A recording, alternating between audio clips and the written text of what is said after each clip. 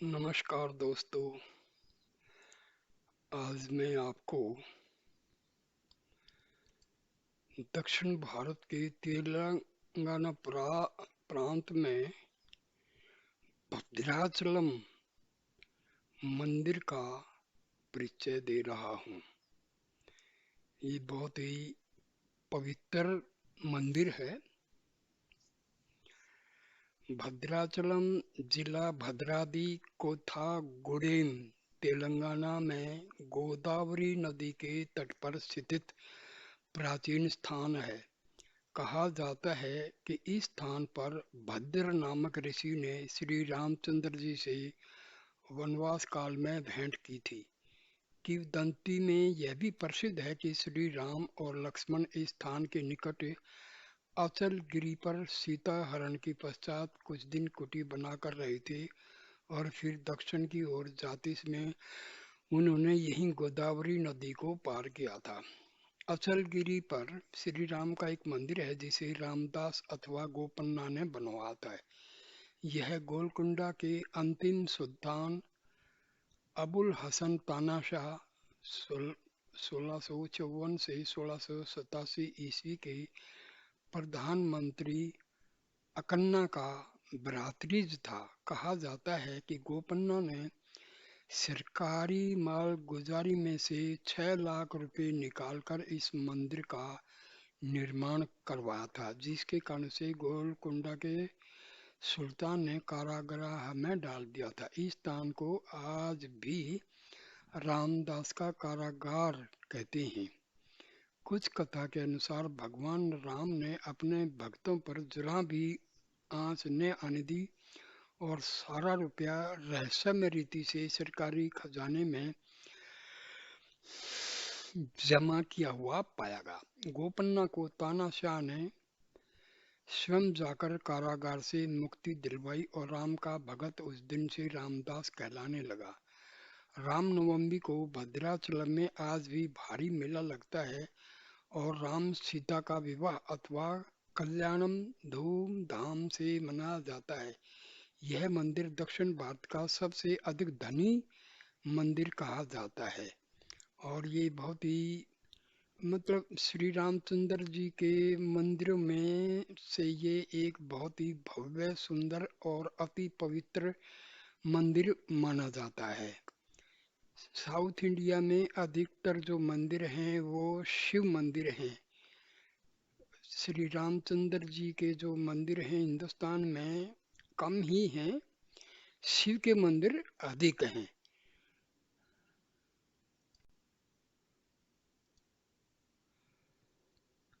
भद्राचलम का परिचय। भद्राचलम भगवान श्री राम से जुड़ा और हिंदुओं की आस्था का एक प्रमुख धार्मिक स्थल है।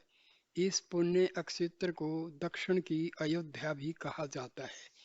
यह स्थान अगणित भक्तों का श्रद्धा केंद्र है। मान्यता है कि यह वही स्थान है जहां राम ने पर्णकुटी बनाकर वनवास का लंबा समय व्यतीत किया था। भद्राचलम से कुछ ही दूरी पर स्थित पर्णशाला में भगवान श्री राम अपनी पर्णकुटी बनाकर रहते थे। एक विश्वास यह भी किया जाता है कि रावण द्वारा सीता का अपहरण भी यहीं से हुआ था। वनवासी बहुल क्षेत्र। भद्राचलम की एक विशेषता यह भी है कि यह वनवासी बहुल क्षेत्र है और राम वनवासियों के पूज्य हैं। वनवासी भी परंपरागत रूप से भद्राचलम को अपना आस्था का केंद्र मानते हैं और राम नवमी को भारी संख्या में यहाँ राम के सुप्रसिद्ध मंदिर में दर्शन के लिए आते हैं। जनश्रुति। यहाँ के मंदिर के आविर्भाव के विषय में एक जनश्रुति वनवासियों से जुड़ी हुई है। इसके अनुसार एक राम भगत वनवासी महिला दुमक्का भद्री रेड्डी पालेम ग्राम में रहा करती थी। इस वृद्धा ने राम नामक एक लड़के को गोद लेकर उसका पालन पोषण किया। एक दिन राम वन में गया और वापस नहीं लौटा। पुत्र को खोजते खोजते दमक्का जंगल में पहुंच गई और राम राम पुकारते हुए भटकने लगी। तभी उसे एक गुफा के अंदर से आवाज आई कि मैं यहाँ हूँ। खोजने पर वहाँ सीता, राम और लक्ष्मण की प्रतिमाएं मिली। उन्हें देखकर दमक्का भक्ति भाव से सराबार हो गई। इतने में उसने अपने पुत्र को भी सामने खड़ा पाया। दमक्का ने उसी जगह पर देव प्रतिमाओं की स्थापना का संकल्प किया और बांस की छत बनाकर एक अस्थायी मंदिर बनाया। धीरे धीरे स्थानीय वनवासी समुदाय भद्रगिरिया भद्राचलम नामक उस पहाड़ी पर श्री राम की पूजा करने लगे। आगे चलकर भगवान ने भद्राचलम को वनवासियों नगरवासियों के मिलने हेतु एक सेतु बना दिया।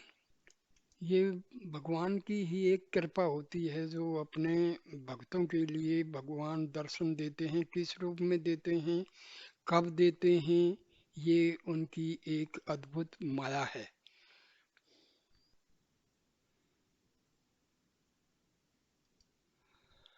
मंदिर का निर्माण। गोलकुंडा वर्तमान हैदराबाद का कुतुबशाही नवाब अबुल हसन तानाशाह था, किंतु उसकी ओर से भद्राचलम के तहसीलदार के नाते नियुक्त कंचली गोपन्ना ने कालांतर में उस बांस के मंदिर के स्थान पर भव्य मंदिर बनाकर उस क्षेत्र को धार्मिक जागरण का महत्वपूर्ण केंद्र बनाने का प्रयास किया। कर वसूली से प्राप्त धन से उसने एक विशाल परकोटे के भीतर भव्य राम मंदिर बनवाया जो आज भी आस्था के अपूर्व केंद्र के रूप में स्थित है। गोपन्ना ने भक्ति भाव से सीता, श्री राम व लक्ष्मण जी के लिए कटिबंध कंठमाला, तेलुगु में इसे पचला पत्तकम कहा जाता है, माला चितांकु पतकम एवं मुकुटमणि कली की तुराई भी बनवाकर अर्पित की। उन्होंने राम की भक्ति में कई भजन भी लिखे। इसी कारण लोग उन्हें रामदास कहने लगे। राम विदेशी आक्रमण के खिलाफ देश में भक्ति आंदोलन से जुड़े हुए थे। कबीर रामदास के आध्यात्मिक गुरु थे और उन्होंने रामदास को रामानंदी संप्रदाय की दीक्षा दी थी।